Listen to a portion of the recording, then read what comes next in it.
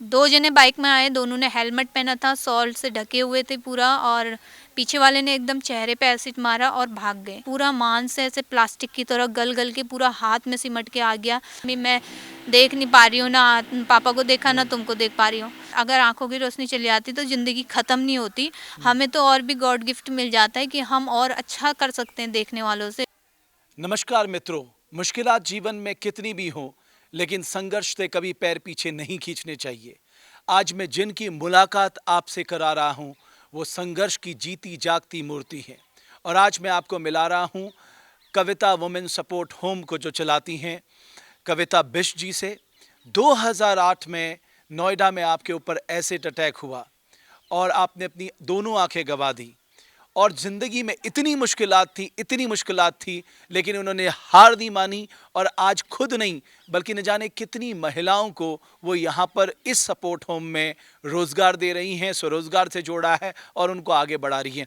बहुत स्वागत है कविता जी, और मैं आपके संघर्ष को, आपकी हिम्मत को सैल्यूट करता हूँ। मुझे आप बताइए ये कैसे हुआ सब कुछ? नमस्कार। मेरे साथ 2008 में नोएडा में एसिड अटैक हुआ था और रानीखेत मेरा गांव है। तो मैं रानीखेत से अपनी पढ़ाई हाई स्कूल छोड़ के नोएडा में गई थी जॉब करने, क्योंकि मेरी पुअर फैमिली थी। तो वहाँ पे मैं जॉब करती थी मदरसन सोमिंग सिस्टम लिमिटेड में। तो जहाँ जिस गली में मैं रहती थी उसकी सेकंड गली पे वो लड़का रहता था और आते जाते मुझे कंपनी से देखा करता होगा। तो उसने मेरे को मेरी फ्रेंड द्वारा ऑफ़र करा कि फ्रेंडशिप का, और मैंने मना कर दिया। मैंने मना किया तो उसके बाद उसने शादी का प्रपोज भेजा, वो भी मैंने मना कर दिया। समथिंग नवंबर से वो मैसेज भेज रहा था, ऐसे ही मैंने मना किया। क्रिसमस पे उसने गिफ्ट भेजा, मैंने वो भी वापस करा दिया। तो जनवरी में उसने लास्ट टाइम मेरी फ्रेंड को बोला था, इसको खूबसूरती, अपनी खूबसूरती और चेहरे का घमंड है, अगर ये मुझसे शादी नहीं करेगी तो लाइफ में कोई लड़का इससे शादी नहीं करेगा, इसका ऐसा चेहरा बना दूंगा। तो मेरी फ्रेंड ने मुझे बताया नहीं था, उसे भी नहीं पता था कि कोई इस तरीके की हरकत कर सकता है, घिनौना अपराध। और जब मेरे साथ 2 फरवरी 2008 सुबह मॉर्निंग को मैं 5:15 बजे बस स्टॉप पे खड़ी थी और कंपनी को जा रही थी, तो दो जने बाइक में आए, दोनों ने हेलमेट पहना था, शॉल से ढके हुए थे पूरा, और पीछे वाले ने एकदम चेहरे पे एसिड मारा और भाग गए। उसके बाद फिर मेरे को जलन, 5 मिनट तक तो कुछ पता नहीं चला। 5 मिनट के बाद मुझे जब जलन होने लगी, मैं चिल्लाने लगी। 6:30 बज गया था, किसी ने भी मतलब हाथ नहीं लगाया। कई गाड़ियां मेरे बगल से गई, कई लोग वॉक कर रहे थे, वॉक करते हुए जा रहे थे। लेकिन इतना मुझे पता है कि कुछ लोगों की आवाज़ मैंने सुनी थी कि अरे छोड़ो, कौन पड़ेगा मामले में, फिर हमें एफआईआर में जाना पड़ेगा, बयान देने, ये वो। तो किसी ने भी हाथ नहीं लगाया। 6:30 बजे के अंकल आए, उन्होंने बोला बेटा क्या हुआ क्या हुआ। मैंने उनको बताया कि अंकल पता नहीं किसी ने मेरे चेहरे पे पानी डाल दिया और मुझे जलन हो रही है। उन्होंने कहा बेटा पानी नहीं, किसी ने तेजाब डाल दिया। मतलब उन लोगों के अंदर इतनी इंसानियत नहीं थी कि कोई लड़की अगर ज़मीन पे लोटपोट होके चिल्ला रही है, उसका स्वेलिंग से चेहरा सूज चुका है, सांस ले रही है तो एसिड मुंह में जा रहा है, और पूरा मांस ऐसे प्लास्टिक की तरह गल गल के पूरा हाथ में सिमट के आ गया। आखिर में हुआ क्या इस बच्ची को, किसी ने भी हाथ नहीं लगाया। लास्ट टाइम वो अंकल ने मुझे पूछा कि आप रहते कहाँ हो, मैंने बताया कि मैं वहाँ पे रहती हूँ। तो वो मुझे रिक्शे में लेके मेरे मकान मालिक तक ले गए। फिर मेरे मकान मालिक अंकल मुझे वहाँ से ऑटो करके हॉस्पिटल ले गए। नोएडा के सारे हॉस्पिटल में मतलब मुझे ले जाया गया, कहीं भी ट्रीटमेंट मिले, लेकिन उन्होंने मना कर दिया। उन्होंने बोला कि पहले एफआईआर लाओ, क्योंकि उस टाइम पे कानून इतना सख्त नहीं था। 2012 से ऐसे सर्वाइवर को संज्ञान में लिया था। तो उन्होंने बोला एफआईआर लेके आओ। एफआईआर करने गए तो उन्होंने बोला पेरेंट्स को बुलाओ। तो ऐसे घुमाते घुमाते सुबह मॉर्निंग का 5:15 बजे का एसिड डला हुआ, 2:30 बजे तक मुझे कुछ ट्रीटमेंट नहीं मिला। जब मैं 2 बजे कंपनी की शिफ्ट में नहीं पहुंची, तब मेरे मकान मालिक के यहाँ फ़ोन आया कि कविता कंपनी नहीं आई, वो कहाँ है। तो तब मेरे आंटी के थ्रू उनको सूचना मिली कि वो सुबह अर्ली मॉर्निंग ड्यूटी के लिए निकली थी और किसी ने उसके चेहरे पे तेजाब मार दिया है, और वो अभी उसे किसी ने भी एडमिट नहीं किया। मेरे हस्बैंड उनको हॉस्पिटल में ही लेके घूम रहे हैं। तो उन्होंने बोला कि उनसे बोलें कि वो जहाँ हैं वहीं रहें, हम कंपनी से एम्बुलेंस भेज रहे हैं। तो उन्होंने, मेरी कंपनी से जब एम्बुलेंस आई तो नोएडा से दिल्ली तक का कितना दूर है ये सभी लोग जानते हैं। उतना दूर मतलब एम्बुलेंस से मुझे जब ले जाया गया, तब मुझे 3:30 बजे 2 तारीख को ट्रीटमेंट मिला। तब तक मेरी आंखें पूरी बंद हो चुकी थी, स्वेलिंग हो चुकी थी, और पूरा सांस लेने में भी, नाक के रास्ते भी, मुंह के रास्ते भी एसिड पेट में जा रहा था। लेकिन उसके बाद जब 3:30 बजे मुझे आईसीयू में डाला तो हल्का फुल्का मुझे 8 तारीख को होश आया। 8 तारीख को होश आने के बाद फिर मेरे पापा मेरे पास आए, उन्होंने बोला पेशेंट नंबर 12 बेड नंबर के पेशेंट गार्जियन को बुलाओ। पापा आए तो मेरे पापा बोले कि बेटा क्या हुआ? मैंने कहा पापा पता नहीं, मेरे को जलन हो रही। पापा ने बोला जलन हो रही बेटा, ठीक हो जाएगा। मैंने कहा पापा आप खड़े कहाँ हो, मुझे कुछ दिख नहीं रहा। पापा ने कहा अच्छा। पापा रोने लग गए। फिर पेशेंट वो उनको बाहर भेज दिया डॉक्टर ने। फिर मम्मी आई तो मम्मी ने भी, मैंने मम्मी से भी यही कहा मम्मी मैं देख नहीं पा रही हूँ ना, पापा को देखा ना तुमको देख पा रही हूँ। तो फिर आइस का 1 महीने में कंटिन्यू आईसीयू के अंदर बेहोश ही रही और पेशेंट को नहीं मिलोगे गार्जियन। पेशेंट बार बार फिर सदमे में जा रहा है करके मेरे को मेरे गार्जियन से भी नहीं मिला है 1 महीना। फिर मुझे 1 महीने बाद जनरल वार्ड में शिफ्ट किया तो फिर मेरे आइस का एम्स में इलाज हुआ। तो धीरे धीरे करके क्योंकि विजन चला गया था, क्योंकि पलकें पूरी अंदर से आइस पूरी गल चुकी थी, क्योंकि ट्रीटमेंट बहुत लेट मिला। और 2 मतलब मनचलों के कारण एक किसी की बेटी की ज़िंदगी इस तरीके से ख़राब कर दी गई कि जो माँ बाप आज भी भुगत रहे हैं, और जो मैं भुगत रही हूँ वो तो मैं ही जानती हूँ कि बिल्कुल। एसिड डालने के बाद कविता जी, कितना मैं बुरा। आपके दर्द को समझता हूँ, कितनी मुश्किलात। तो फिर ये संघर्ष का रास्ता कैसे चुना आपने?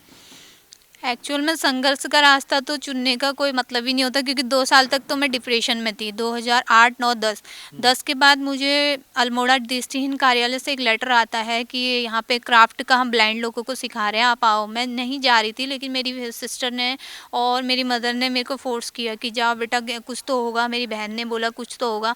तो मैं गई तो वहाँ पे जो दृष्टिहीन कार्यालय चलाते थे वो डीके जोशी जी भी ब्लाइंड थे। वो 35 एज में हुए थे। वॉक करते करते मेरी आंखों की रोशनी गई कह रहे थे।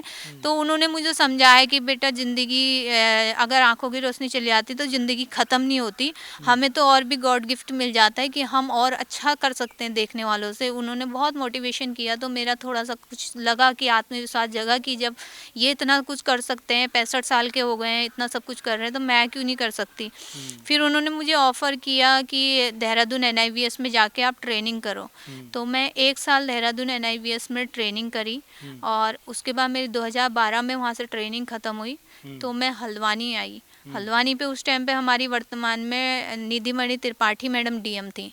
तो उन्होंने मेरे लिए ट्रीटमेंट के लिए डोनेशन इकट्ठा किया और उन्होंने मेरा इलाज करवाया, सर्जरी करवाई। तो उस टाइम पे मेरे को लगा कि जैसे आज लोग मेरे लिए हेल्प कर रहे हैं, अगर भगवान ने मेरा थोड़ा सा चेहरा और ये चीज़ें ठीक कर दी कि मैं बिना नकाब के बाहर निकलूं। पहले मैं नकाब कवर करके चलती थी क्योंकि लोग डरते थे, भूत भूत करके बोलते थे या गलत टिप्पणियां करते थे, तो वो उस टाइम पे हर्ट होता था, तो फिर आत्मविश्वास गिरता था। तो मैंने सोचा कि अगर भगवान ने कभी इस लायक बना दिया कि सर्जरी से तो थोड़ा सा भी चेहरा मेरा ठीक हो गया, जिस दिन नकाब हटा के मैं चलने लगूं तो मैं भी गरीबों के लिए कुछ ना कुछ करूंगी करके। जब धीरे धीरे मेरा थोड़ा सा चेहरा कवर होने लगा वो, तो मैंने छोटे स्तर से लोगों की, गरीबों की हेल्प करनी स्टार्ट करी। जो मेरे अपने जानने वाले थे उनसे डोनेशन लेके किसी गरीब का इलाज कराना, किसी के बच्चे की पढ़ाई करवानी, इस तरीके से छोटा छोटा सोशल वर्क शुरू किया। तो अभी कितनी महिलाएं आपके साथ काम कर रही हैं और क्या कुछ यहाँ पर आप बना रहे हैं? मैं अभी जो है ये हमने 2020 में ही जब संपूर्ण लॉकडाउन था, उस टाइम पे हमने 2020 में जुलाई में यहाँ पे ये कवितास वुमन सपोर्ट होम खोला था। और रामनगर यूएसआर हिंदू समिति करके बसई में हमारा एक डिसेबल स्कूल है, जिसमें मैं पहले उसमें वर्क करती थी। तो वहाँ पे 100 बच्चे भी हमारे डिसेबल हैं, एचआई और एमआर और फिजिकली। तो उन बच्चों के लिए हम डोनेशन राशन इकट्ठा करना और ये चीज़ें, तो उसी यूएसआर हिंदू समिति का ये दूसरा प्रोजेक्ट है कवितास वुमन सपोर्ट होम, जिसमें हमने जो हमारी प्रताड़ित महिलाएं होती हैं, चाहे वो एसिड सर्वाइवर है, घरेलू हिंसा है या रेप केस है, तो गरीब बच्चियां हैं जो पढ़ना चाहती हैं, उनको हम रखकर यहाँ पे फ्री ऑफ कॉस्ट उनको आगे बढ़ाएंगे, उनको आत्मविश्वास से इतना जगाएंगे कि अपने उस पर सेल्फ डिफेंड खड़े हो सकती हैं। तो लेकिन कोरोना को देखते हुए हमने अभी स्थानीय जो महिलाएं हैं उनसे शुरुआत करी कि हम इन महिलाओं को कुछ रोजगार दे पाएँ और हमारी वजह से इनके बच्चों के घर में चूल्हे जल पाएँ और इनके बच्चे कुछ शाम को 2 रोटी खा के सुकून से सोएं, क्योंकि उस टाइम कोरोना का काल ही ऐसा था कि लोगों को बहुत ही परेशानियों का सामना झेलना पड़ रहा था। तो 2020 जुलाई से ये सेंटर खोला गया था, जिसमें मेरी स्थानीय अभी 80 महिलाएं आती हैं और शिफ्ट बाई इसमें आती हैं, जैसे मॉर्निंग और इवनिंग। तो इनको जैसे यहाँ पे bag banana, free of cost सिलाई सिखाते हैं और इनको फ्री ऑफ कॉस्ट सिलाई सिखाने के बाद फिर हम इन्हें क्राफ्ट का सिखाते हैं। क्राफ्ट का सिखाने के बाद प्लस उसमें हम इनको कपड़े के बैग बनाना, कुशन्स बनाना, जो हम मार्केटिंग में फिर सेल लगाते हैं, स्टॉल लगाते हैं, तो उनसे जो पैसा आता है उसका पर बनाई हम महिलाओं को देते हैं। अच्छा। सबसे बड़ी चीज़ है कि हमारा जब कविताज वुमन सपोर्ट होम खुला था तो सबसे पहले हमें सिंगर सिलाई मशीन वालों ने सपोर्ट किया। उनके थ्रू हमारा एक ट्रेनर की सैलरी आती है और जिससे मेरे को बहुत आसानी हो जाती है कि मैं जो मेरा यहाँ पे सिखाने वाला है, मैं वो ट्रेनर को कहाँ से सैलरी पे करूँ, क्योंकि अभी मेरा आय का स्रोत इतना अच्छा है नहीं।